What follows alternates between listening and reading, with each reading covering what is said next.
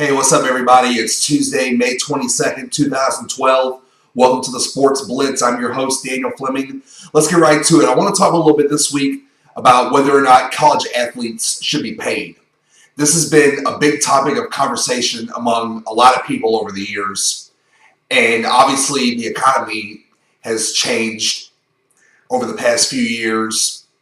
And it really has changed the point of views of a lot of people when it comes to this issue. Now, whether or not college athletes should be paid, this is just my personal opinion. I don't think that they should be paid a salary, but that doesn't mean that they can't be paid at all. And I actually have a little bit of personal experience when it comes to this issue. During the 2001-2002 school year, I was the head equipment manager for the men's basketball team at Faulkner State Community College in Babynet, Alabama, my hometown.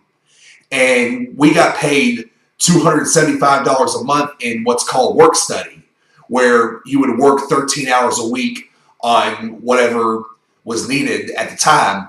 And you didn't even have to be an athlete to be eligible to get work study. You could just be a teacher aide, and clean classrooms. Pretty much anybody who applied for it would be able to get what's called work study.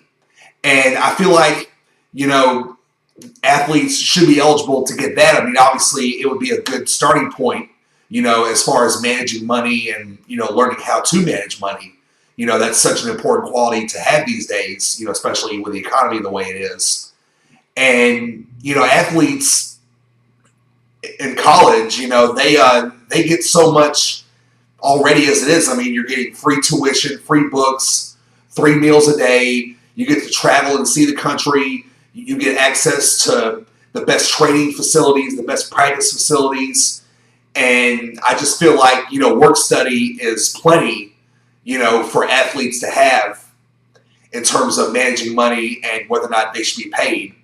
And I hear the argument all the time about college football players making so much money for the university and that they should be paid a salary.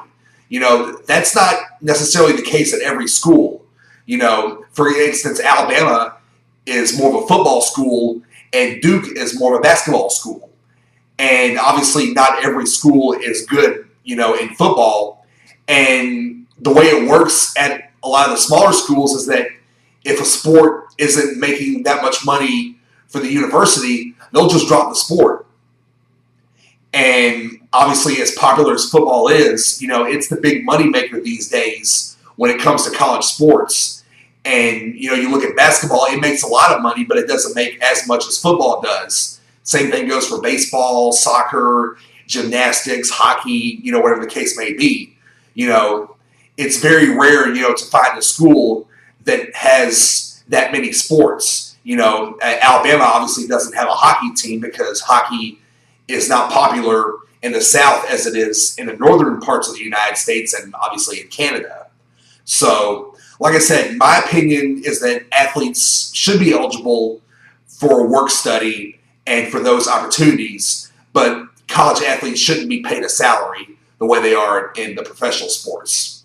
So, like I said, it's a very big debate that's been going on lately, and I'm sure it's going to continue for a long time to come. So, that's about it for this week. I hope you guys enjoyed it, and I'll see all of you next week.